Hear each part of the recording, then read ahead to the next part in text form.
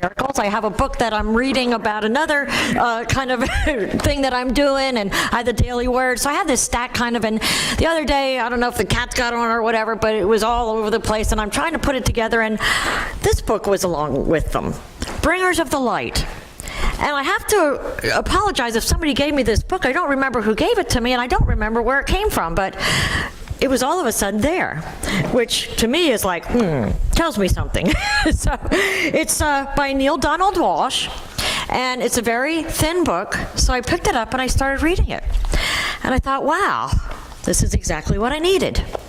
Imagine that, right? Think about the title, Bringers of the Light. What do we want to do this week for the Kindness Week? We want to bring the light. We want to be bringers of the light. And this book is really awesome. Now think about, let's start with saying, we know that we're spiritual beings having a human existence, right? We agree with that, we know that. But the question is, sometimes, which part of us do we identify with most often? Are we identifying with our human experience, or are we identifying with our spiritual being? And I like this part here. Emily Cady says, we have all looked to the external for fulfillment, and we've become unfulfilled, obviously. We look to the external. And to me, you know, I think about how much, and it really made me think, reading this book, it said things in different ways, and I'll share those with you, but it really made me think about how much we focus on our human experience, on our doingness instead of our beingness. I mean, obviously, we're very busy during the day, do, but how do we even talk? When somebody calls you up on the phone, they say, what you doing? They don't say, how you being? What you being? Right? If they even ask you how you are, they usually say, how are you doing? Right? Most of the time we say that. We focus on our doing. And to even say those words coming out of my mouth, it's wow. You know, that's huge to think about that. How much we focus on our doing instead of our being, and we do that unconsciously. So, now let's think about our doing. Let's think about that part of the humanness that we do. Why do you ever think about why do we do the things that we do? Well, we do the things that we do for basically two reasons. You can probably put them all into two categories. We do something because we want to acquire a state of being. Can you agree with that? We go to work because we want to make money, because we want that money to make us feel secure. So that's it. We do something to acquire a state of being. Or we do something automatically out of our state of being. If we're angry, we do something automatically a lot of times out of that state of being angry. So, you know, life is either we're doing something to achieve a state of being, or we're doing something out of a state of being. And the automatic thing is, you know, we're kind of being controlled, if you really think about it. You know, especially when it's doing stuff that we don't want to do, out of a state that we don't want to be. You know, such as being automatically doing something to be angry. When something happens in life, what is the main thing that we focus on? What are we going to do about it? Right? What are we going to do about this? You know, we don't have enough money. What are we going to do about this? You know, I got a diagnosis. What am I going to do about this? And a lot of times that's what we do. We go out and start trying to do something about it, you know, without thinking about being.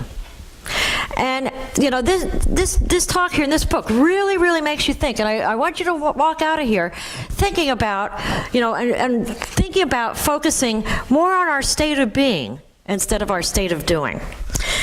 So, you know, actually, you know, be the change that we want to be. We hear that and we say that and stuff, but does it really sink in?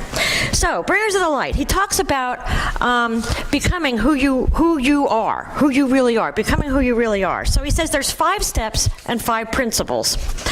And the step number 1 is get clear about the purpose of your life.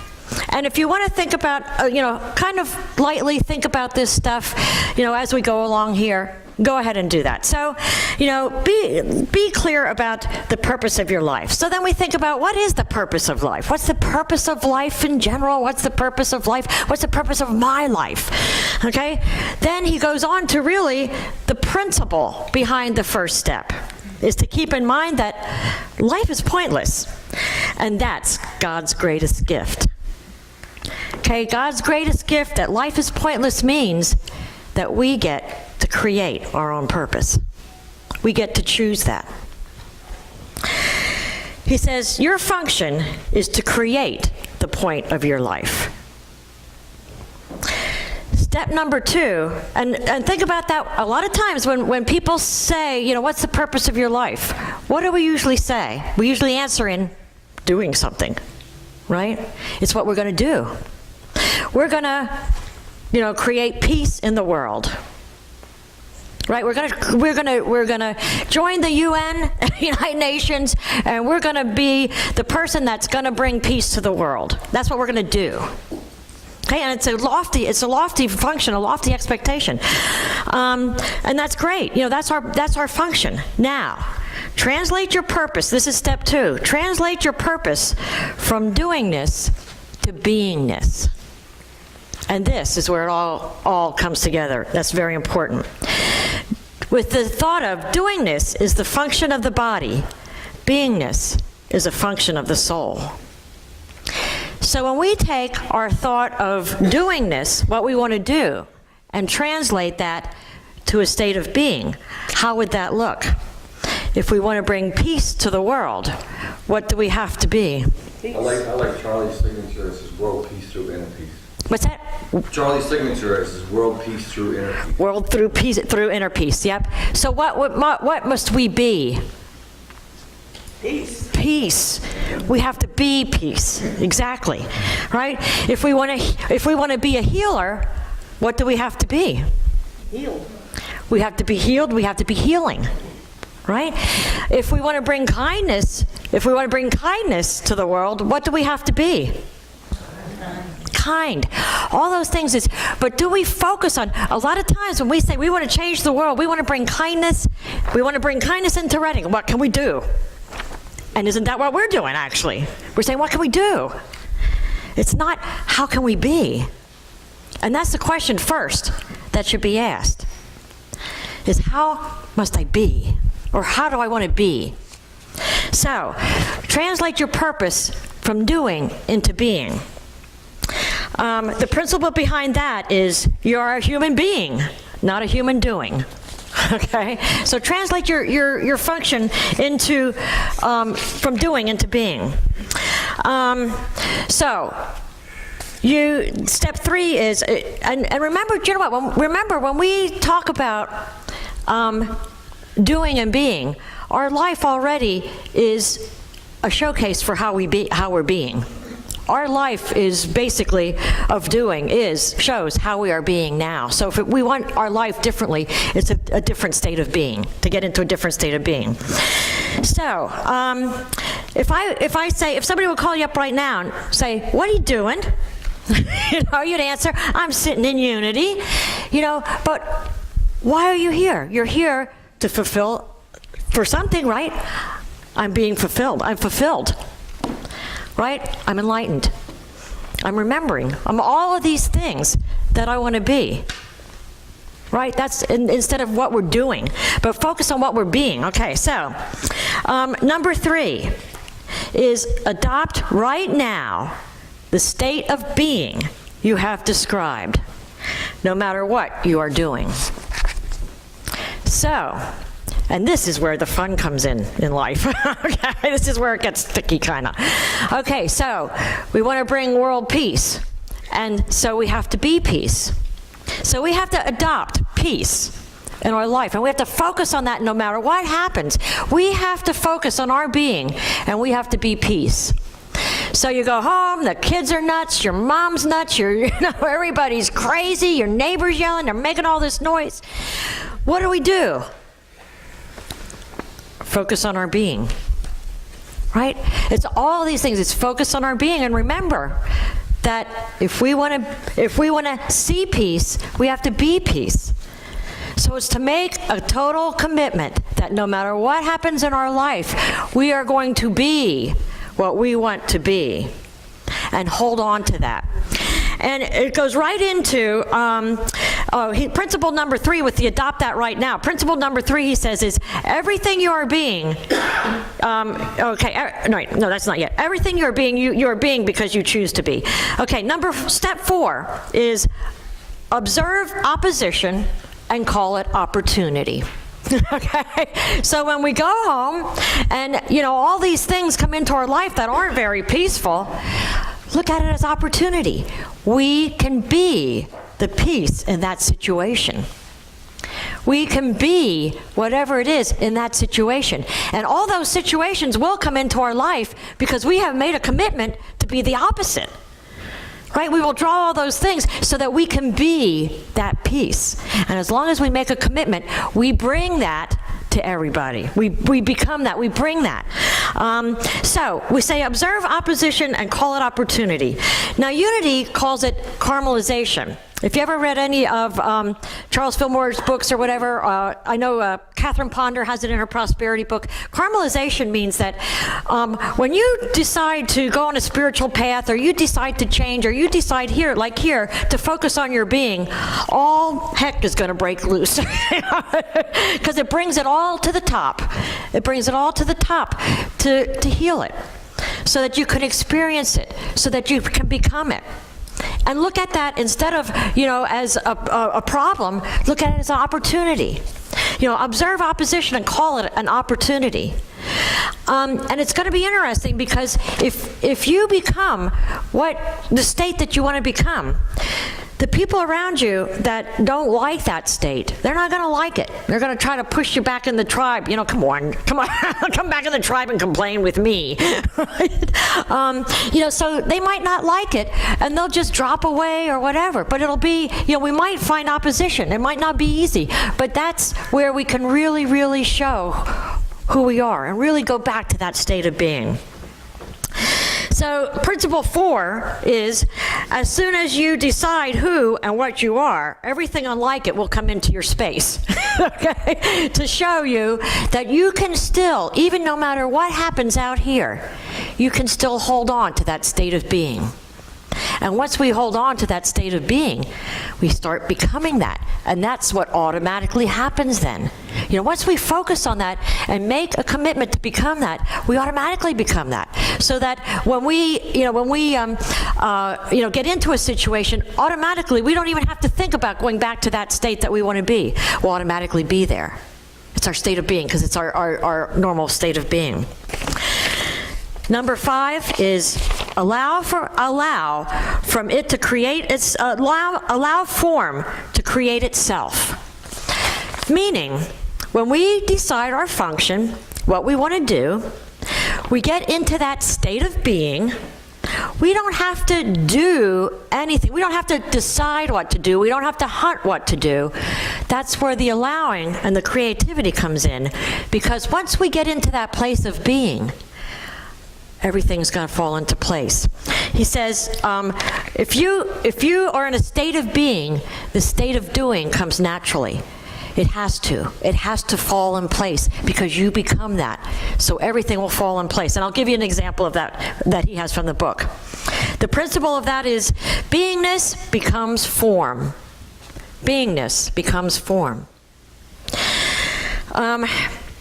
There's an example in the book that he wrote, and wow, this really hit home. He wrote about a guy who he decided he wanted to be a healer. Okay, that's what he wanted to be. He wanted to be a healer. He decided what he wanted to do. He decided his function. His function was to be a healer.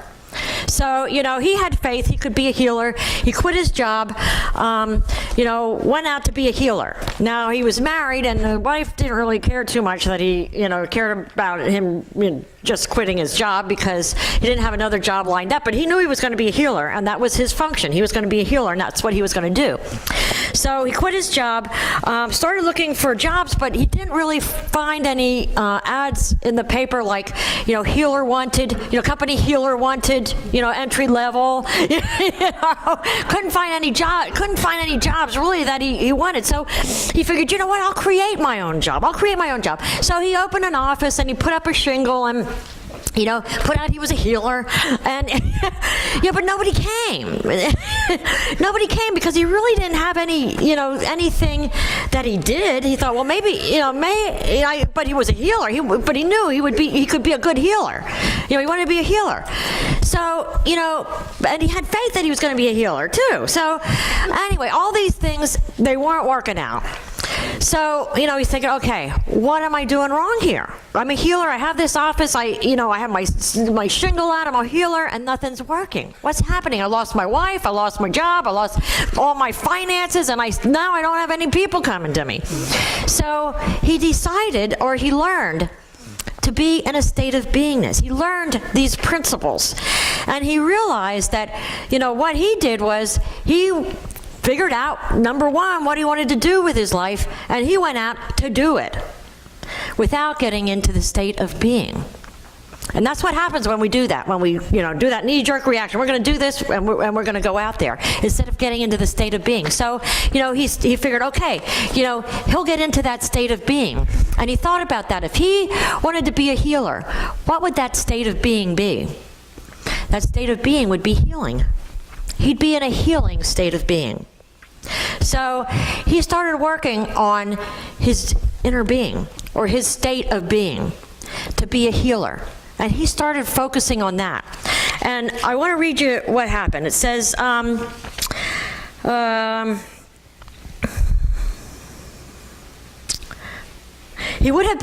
he started being healing wherever he went.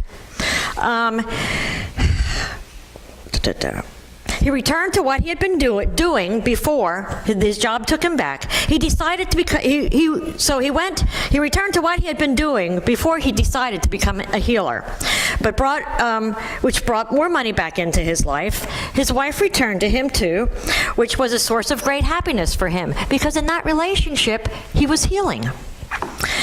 Even his health returned to normal, because in his own being, he was healing. He held that place of healing. Even though his health returned to normal, for it had been going downhill during the months that he had been trying to be a healer. Let's see. Now the problem was, how was he going to be able to tolerate the old occupation when he had really wanted to be a healer? The answer is simple. He went in and saw his occupation in a new way, just as he saw all of his life in a new way. For he now saw every moment and every situation as an opportunity to be healing. He realized he didn't have to be a healer. He could be healing right where he was. And that's what he was going to start to do. He was going to start to be healing right where he was. This changed his whole life around. Where before at the job he saw conflict and wanted to run away from it, now he stood in the midst of it and brought healing. Within months, his reputation as helping person spread. At work, he was soon removed from his former job and asked if he would accept a position in charge of employee morale. At his church, he became head of a team of well-being.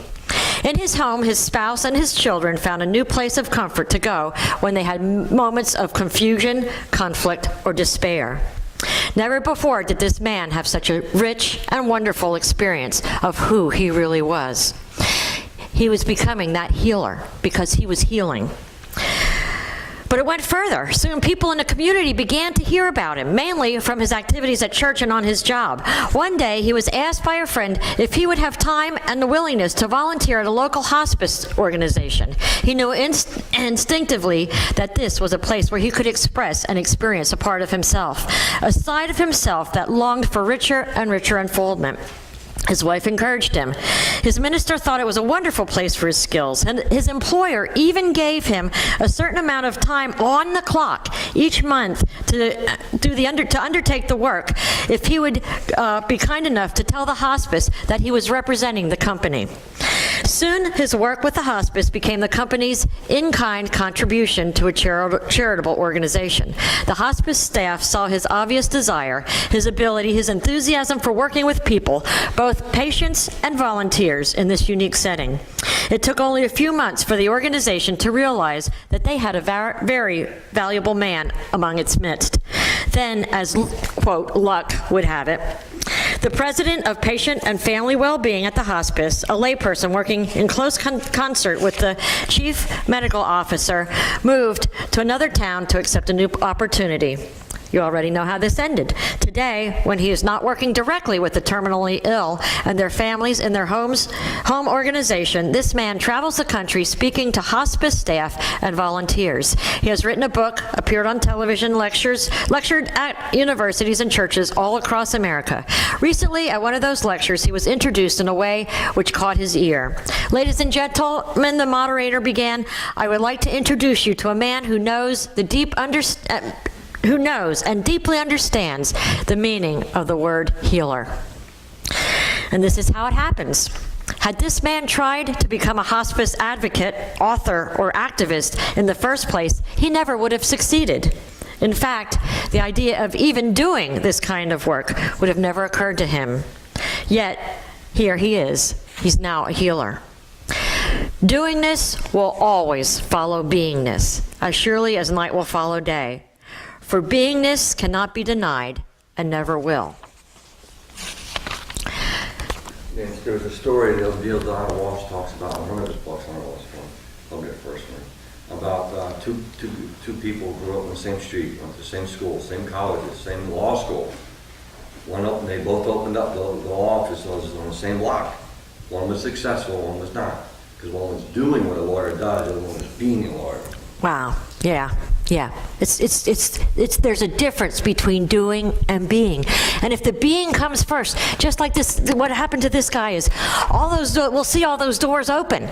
We don't even have to do anything. We just have to get into that state of being. And if you think about, the teachings of everybody, when I say everything is always the same, Abraham says, it's the vibrational, you're into the, yeah, no, and I had this. I have a brain. Tell me. It's you're at that vibrational level because you become that. So it's your being is vibrating at that level. You become that. Yeah. Emmett Fox writes, the mental equivalent. We become the mental equivalent, but it's more than the mental equivalent, it's the being equivalent. Because we get there into being. Wallace Whittle says you have to totally fill the position, the part that you're at now, to expand, to move forward. You have to totally be that. You have to become that. And it's a difference between becoming and being. So let's think about, too, when we say, and this all really comes together, is we say about Kindness Week. We want to be kind.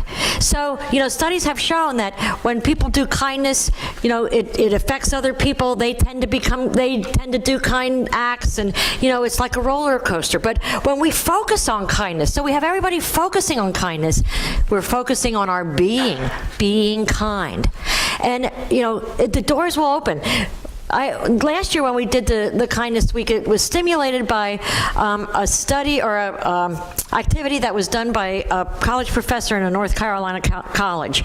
And she had students do random acts of kindness. And she found that the students didn't know what to do, which was amazing. They felt uncomfortable doing random acts of kindness.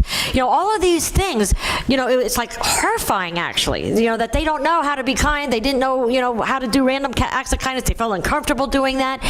But it was amazing how that changed each student when they did that.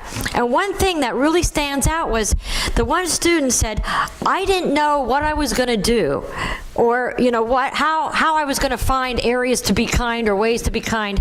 But he said, when I learned that when I focused on that, opportunities automatically presented themselves to me. Wow, isn't that what we're saying? When he got into the attitude of being kind and focused on how am I going to be kind, being kind, those opportunities automatically came to him. Whatever we want to do, it's a matter of getting into that space of being. What's that place of being? And then being it. and the doing will automatically come. We'll automatically know what to do. We don't have to just go out. When we go out and do it, we're floundering because we're not at that place of being. But everything comes into place. And when I look back on my life, and I like to really realize how this has worked, and I see it so much working in my life. And sometimes we say, well, the time isn't right. No, it's not the time isn't right. I'm not right. It's not the time isn't right. I'm not right. Because I have not gotten to that state of being. And when I am that, then the doors will open. And I will live that. Margie, quickly. I think sometimes,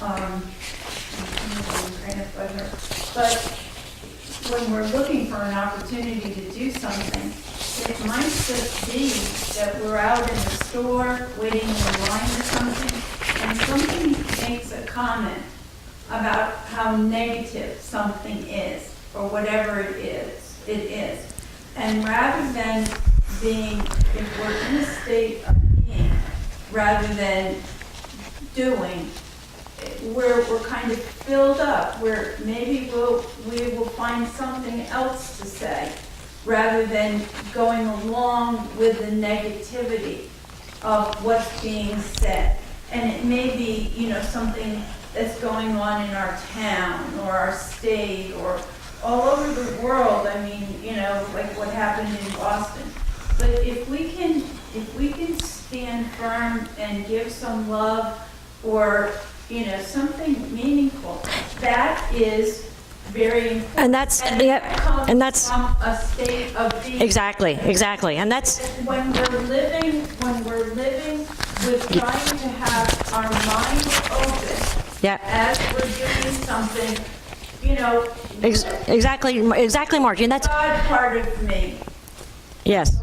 What is the God part of me going to say here? Yeah. What is the truth? Yeah, and that's it. When we and think about it, if you're in a situation that people are negative already, whatever we are, if we're peace, we're going to bring peace to that. If we're healing, we're going to bring healing to that. If we're love, we're going to bring love to that.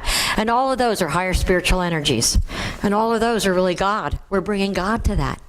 And actually, it's when we are in that state of being, we know who we are, because we are God.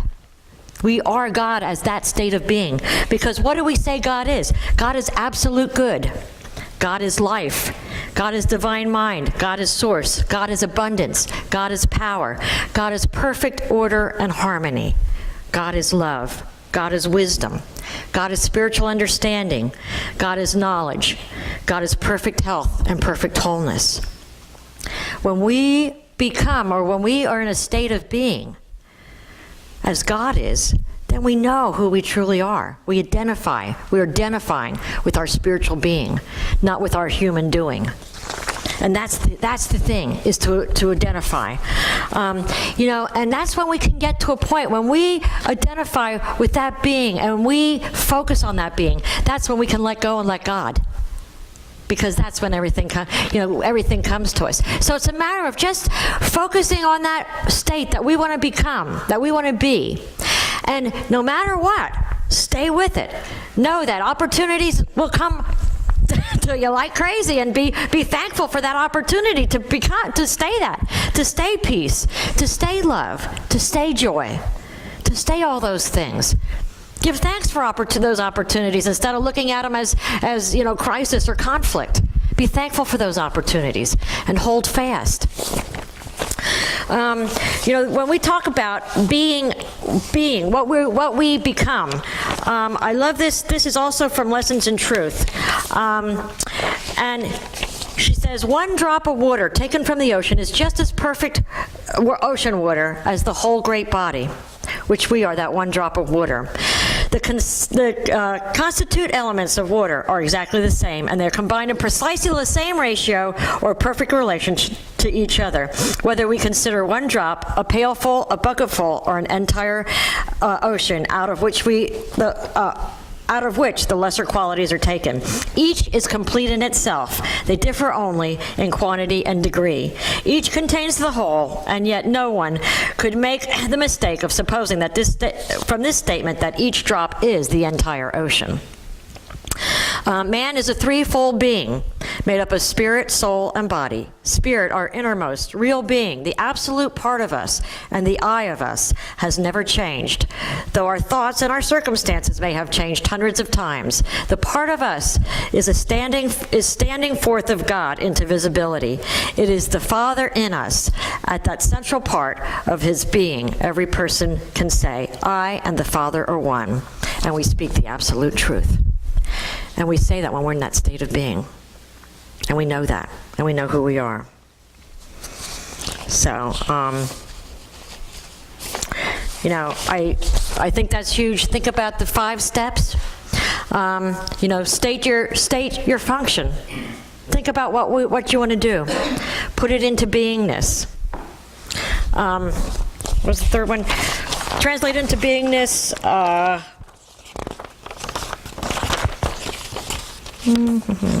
Adopt right now that state of beingness, which we can. It's a choice.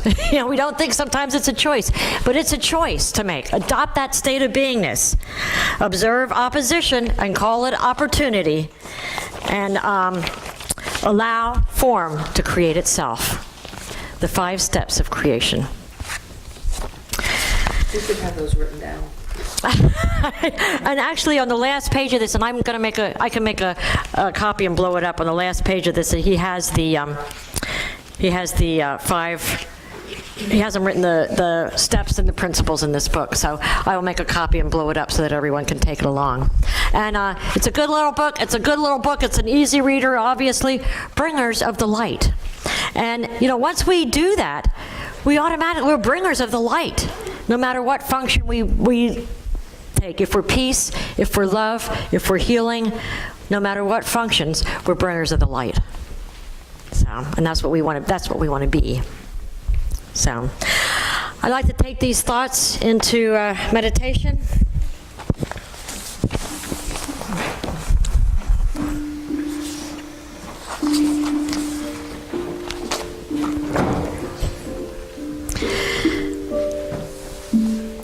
And as you get comfortable in your chair, just feel the chair supporting your body, the floor supporting your feet. Feel the energy of the room. Hear the music. And I invite you to close your eyes and just relax. I invite you to go deep, deep into that inner space, into your inner beingness.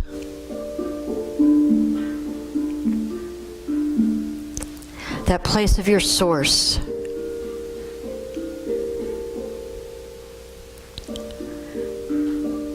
That place of your Christ.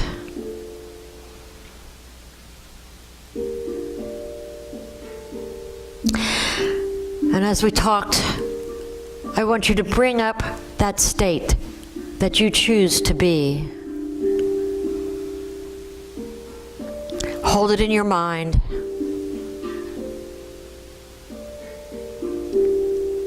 As you hold it in your mind, bring it into your heart and totally feel that space.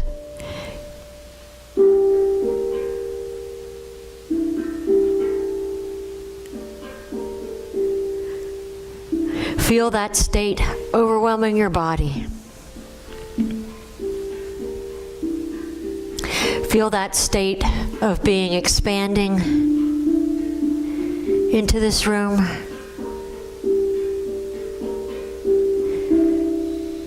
Touching everyone that it comes in contact with.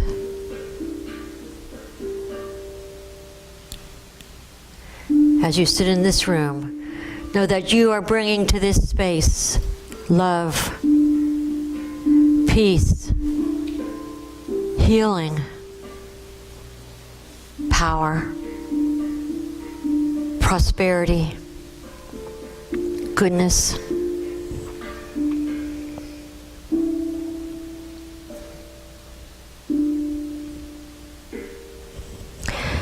Behold the Christ in you.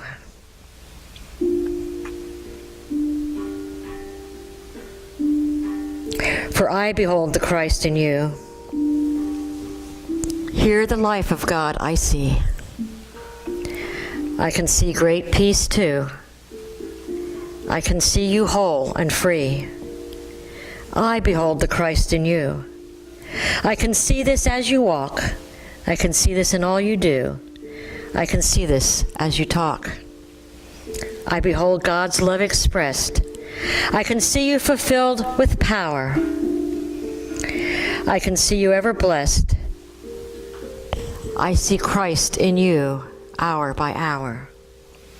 I behold the Christ in you. I can see that perfect one. Led by God in all you do, I can see God's work is done.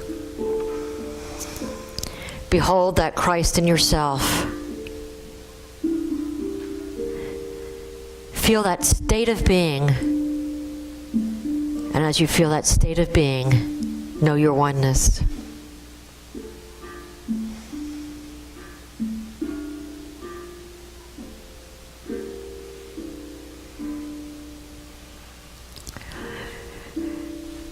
Know your state of oneness. And as Charlie always ends his meditations, if God is all there is, then you are God, and so it is. Hold on to that state of being and make a commitment to identify with that state of being, focus on that state of being, and live that state of being every second, every moment of the day.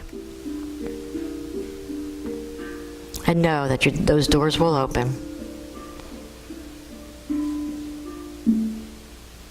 Amen. As you hold on to that state of being, I invite you to come back into this room.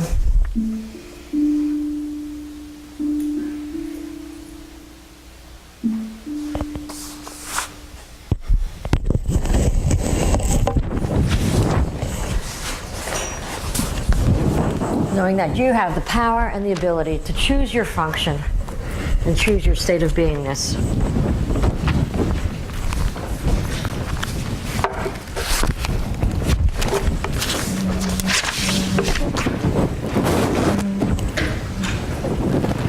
Okay, and our music is